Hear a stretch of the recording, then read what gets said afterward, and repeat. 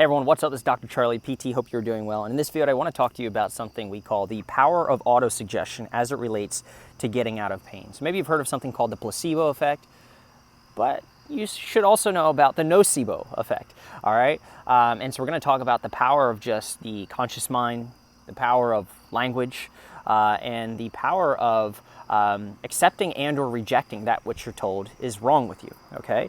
Real quick before we dive into this interesting topic, again, my name is Dr. Charlie, PT. I have my orthopedic board specialty, and I help people all around the world with back, butt, and sciatica problems learn to fix themselves naturally using the power of their mind and movement as medicine. So I chatted with a woman the other day, and she said, hey, Dr. Charlie, I went to my chiropractor, and they told me how out of whack I was. Oh my gosh, what have you been doing? You're out of alignment, your hips are twisted, this and that. Another person, I went to the massage therapist, Dr. Charlie, and they said I had knots everywhere. They were the tightest person I had seen in years. What have you been up to? That's what they said. Or maybe you're watching this. Again, I help people with back, butt, and sciatica things. So very common in the kind of low back pain world. You go to see an orthopedic doc and they say, man, you got a really jacked up back. You've got a bad back. I know you're only 40, but you've got the spine. That's good lighting. You've got the spine of an 80-year-old. How about this one? This one really made me mad. Chatted with a lady recently. She was like, Charlie, I'd really like your help. I really like your stuff. I'm gonna go see the orthopedic doc first. Then I got a message.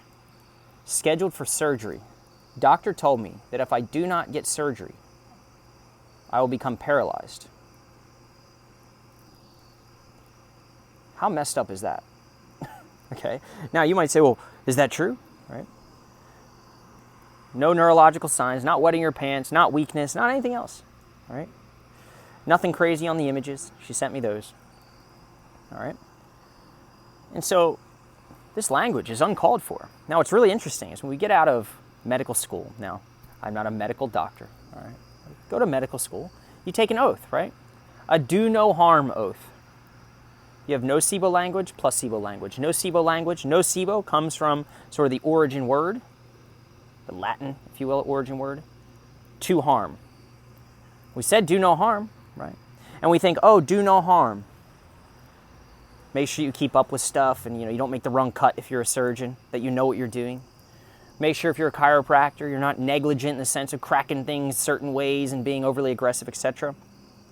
I think, based off my experience, I feel, let me put it like that the number one form of medical malpractice is not what we do, but what we say. All right? That's negligence. Nocebo language. You're twisted. You're broken. What have you been doing? If you don't get surgery, you're going to be paralyzed.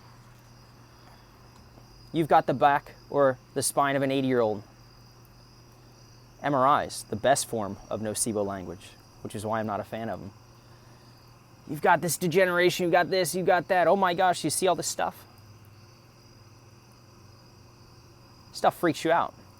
Nocebo language, nocebo, to harm. It plants in your mind, the MRI, your chiropractor. Wow, you've got this problem with your joint.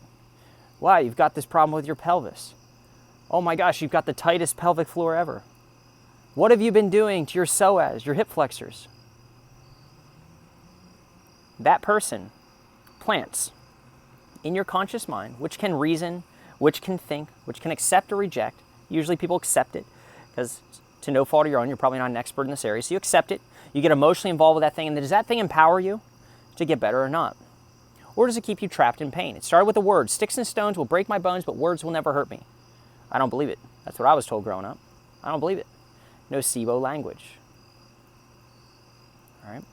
And so via the power of autosuggestion, that thing gets planted in your mind, and you recycle it over and over and over and over again.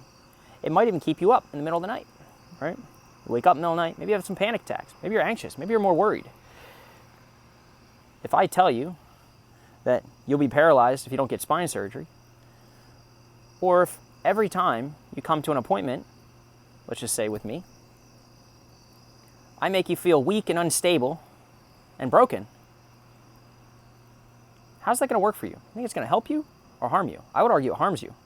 And it pushes you further into the negative chronic pain loop. More worry, more concern, a greater state of fight or flight. And so when you're in pain, or if you're in pain and you're watching this, you probably are, right? You've got to be careful about who you see to resolve your pain problem, all right, your pain experience. It's an experience. Cool thing about experiences, they can change. It might stink at the moment, but it can get better. That's very different than going to someone who says, hey, you're broken, and I've got to fix you, or you've got to rely on me to fix you. We want to foster independence if you're watching this. You can do this, not dependence upon someone like me or your chiropractor, massage therapist to fix you. If that's what you want, totally go do it. That's just what I don't think, or that's just what I think I don't think that's best for people in pain. There we go, spit that out. Now, the opposite is placebo language. Root word, to please. Now, I'm not suggesting that we just make things up to please people in pain. All right, but I think there's a way to go about it, and maybe you'll agree, maybe you won't, and that's okay if you don't.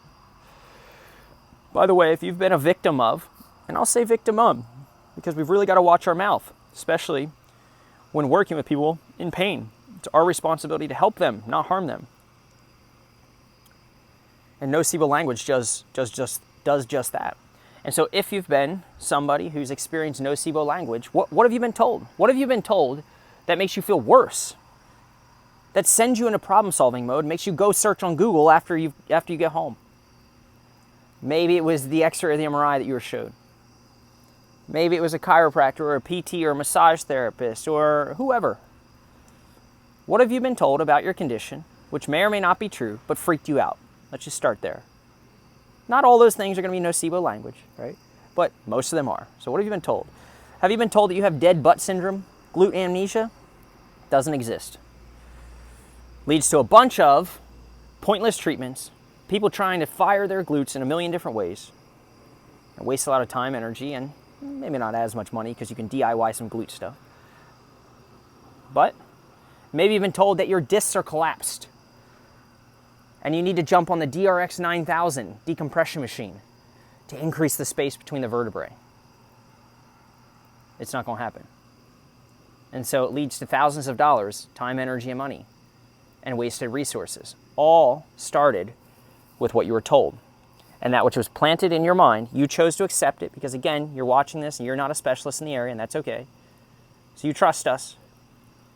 You get emotionally involved with that thing. Oh my gosh, it makes so much sense.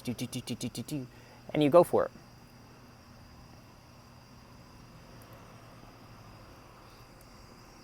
You can solve this. You just need the right tools, knowledge, and understanding. Yeah, and a coach too. Usually that helps, right? You know what you're feeling best. And so let me know any Nocebo language you've experienced. Placebo language. Again, the goal is not to lie about what's going on. But instead of saying, hey, you've got knots all over your back. Gosh, you're just so tight. What have you been up to? I haven't seen you this tight in years, Charlie. Man, this is really bad. Things are out of whack. We're going to need a few treatments just to get you back to speed. All right. Man, every time I go to the chiropractor, they tell me, whew, boy, you are twisted. Your pelvis is all out of whack, all out of alignment. They move you around. Oh, you're good. Come back 2 days later. You're just not holding. What in the heck does that even mean? Right? That's Nocebo language. That's what I'm talking about. Happens every day. It's happening right down the street here. All right? Placebo language would be like, hey, look, this subluxation stuff, we're not even sure if it exists. And my hands aren't magical. So if you're watching this, I'm talking to you. And so look, sure, when I push on this, it hurts, but lots of people experience pain here. And so first thing we want to do is try to figure out, like, why is this problem here in the first place, right? We might not know exactly at the moment, and that's okay, all right? But most of these back problems clear up pretty quickly. And so what we're going to do is we're going to teach you some things you can do at home that feel good, that can reduce the irritation. And then we're going to show you how you can do some basic motions that feel good. And you can use that movement as medicine. And we can show you a little bit of a process to get back to full speed. So this way you can have the best chance of resolving this not only now, but then also preventing it from happening in the future. Does that sound like a good plan? Cool. Now here's the thing. That doesn't sell nearly as well, if you know what I mean. Right? If you freak someone out, it's a great way to collect their money. That's never the goal here. All right? We're in health care. We're caring for people in pain. All right? And so that person who feels you and pokes you and you talk about this muscle is pulling this way and the pelvis is this way and the leg is 1 inch shorter and boop, boop, boop, boop, boop, boop. We have no evidence to show that anybody can do that. Not even MRI can figure out the cause of pain, let alone my hands or whoever you're seeing's hands. All right. It's your pain experience. They can't even feel what you're feeling. A lot of whisper down the lane stuff going on here. All right. And so you're likely to buy into that treatment approach. Man, that person knows exactly what's going on. They must be good. No, they're lying. Nocebo language. All right. And so placebo language to please. All right. There's a different way to go about maybe saying a very similar thing, but also being transparent with people such that it puts people in the driver's seat of their own treatment, of their own pain relief journey. All right. And so I think that's a wrap. All right. Don't underestimate the power of autosuggestion. Sure, you can go to someone and you might think that the most value that you're going to get out of working with that person is their magical hands because they're the top doc, they're the top chiro, osteopath, whoever. It's not. All right. There's nothing magical about hands-on treatment. It's just another input. It's just another tool in the toolbox, if you will. Don't underestimate, which you may not be thinking of now, the ability for what someone that you go to see says to impact your healing for the positive, for the better. Placebo language, positive spin on things. Or nocebo language, keep you stuck in pain. Of course you're going to keep going back to a chiropractor who tells you you're out of a line every week and that you don't hold adjustments. Is that really going to serve you or not? At some point, if you're watching this video, maybe it's now, maybe the moment is now, where you're like, I just ain't going to buy into that anymore. It hasn't worked once. It hasn't worked 2 times. It hasn't worked 10 times. And I've been going for 5 years. Is it possible that what they're telling me is not true? And or it's actually keeping me in pain? You can choose to accept or reject with your conscious mind that which you place in it, or that which somebody else places in it, or that which you take in through any of your senses. All right? And you can recycle that over and over and over again. You can spit it out, you can reject it, but most of us just accept it because, again, we're not specialists in this area.